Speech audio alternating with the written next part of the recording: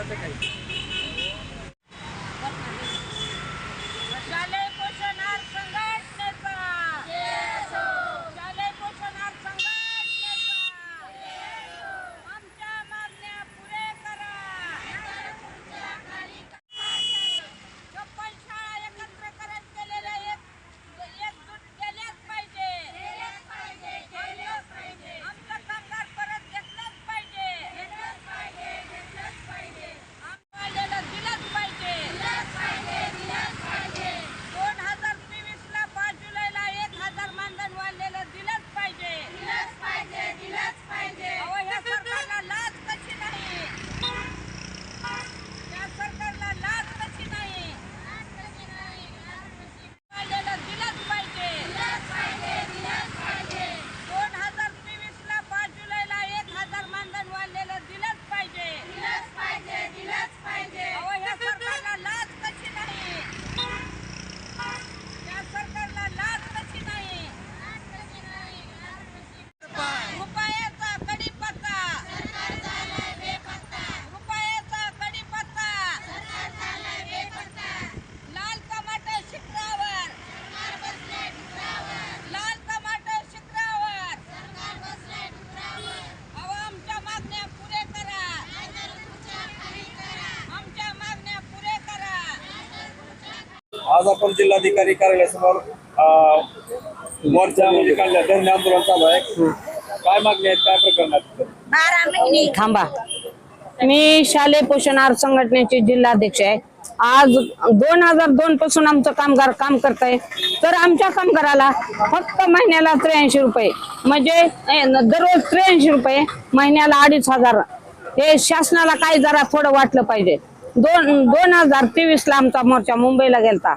तर त्यावेळेस त्यांनी 5 जुलैला मोर्चा गेल्यावर म्हणले की 1000 वाढलं, आणखीन अंमलात आणलेलं नाही.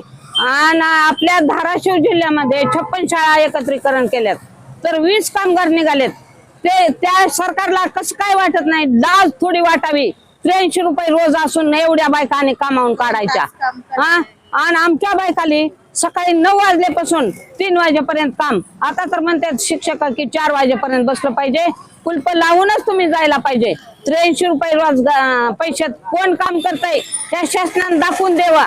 आणि आम्हाला 10 महिन्याच्या ऐवजी 12 महिने का देत नाही? आम्ही या महाराष्ट्रातलं नाव का?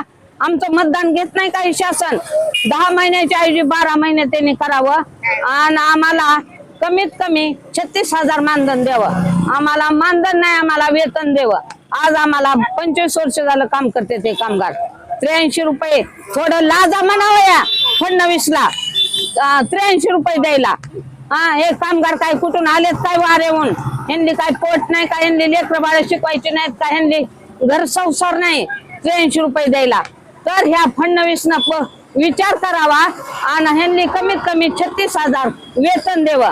आणि ह्या कामगाराला 10 महिन्याच्या ऐवजी 12 महिने द्यावं. आणि हे काढलेल्या बायका 20 जे आहे त्या धाराशिव जिल्ह्यात ते परत घ्याव्या आणि त्यांचं 12 महिने मानधन चालू ठेवावं. हीच माझं बोलणं. तुमचं नाव सांगा. माझं कुसुम बुबासाहेब देशमुख, राहणार गौर, तालुका कळंब, जिल्हा धाराशिव. शालेय पोषणाहार संघटना, जिल्हा अध्यक्ष. भागवत शालेय पोषणाहार कामगार आहे. आज 20-25 वर्ष झालं. तर शासन कामगारांना काम 4-5 तास करून जर 2-2.5 हजारावर जर आपण घेत असेल तर शेतकऱ्यापेक्षा सुद्धा ह्या सरकारची दयनीय अवस्था आहे. शेतकरी तरी एक बाई जर कामाला गेली तर तिला मजुरी 300 रुपये 400 रुपये देतोय. मग शेतकऱ्यापेक्षा जरी महाराष्ट्र शासन मुख्यमंत्री जर त्यांना ह्या कामगारांना नुसतं वेठबिगारासारखं राबवून घेते. त्यांनी विचार कुठंच करत नाहीत. आज किती वर्ष झालं नुसतं मुलांना पोषण असेल चांगलं तरच शिक्षणाला लेकरं घेणार आहेत. त्याचा विचार का शासन करत नाही? आम्हाला पण घर आहे, प्रपंच आहे, आमची मुलं शिकणारे आहेत. आम्ही 2.5 हजारामध्ये कसं भागवायचं घर आमचं? तर नुसतं काम करायचं आम्हाला काहीच नाही. 10 महिन्याचा आम्हाला करार करून घेते काम. त्याच्या 10-15 कामं असतात आम्हाला. आता मागणी काय आहे? मग आम्हाला मानधन वाढवून द्या. आमचं मानधन वाढवून द्या. प्रत्येक महिन्याला द्या. आणि 10 महिन्याचं जे आम्हाला करार 10 महिन्याचा करून घेते आणि काम 11 महिने करून घेते. मग आम्हाला 12 महिन्याचं मानधन द्यायला शासनाचं काय जाते? करतो ना खिचडी सगळं मुलावरच आधार असते ना. मुलाचं पोषण आहे तर शरीर आहे, आहार आहे तर शरीर घे. मग सरकारने विचार करायला पाहिजे. एवढ्या ह्याच्यात ह्यांना स्वच्छता म्हणा, नीटनेटकं करायचं, व्यवस्थित लेकरांना खाऊ घालायचं, वाटप करायचं.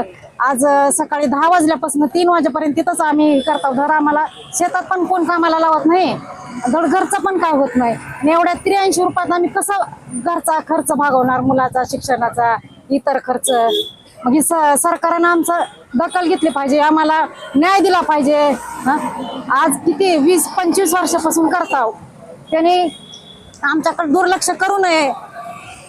लक्षपूर्वक काळजीनं आमच्याकडे मुलावर आम्ही जसं काळजीनं करताव तसं त्यांनी आमच्यावर त्यांनी लक्ष द्यावं. आमचं मानधन वाढवावं, 10 महिन्याच्या ऐवजी 12 महिने आमचं करावं आणि कायमस्वरूपी ठेवावं.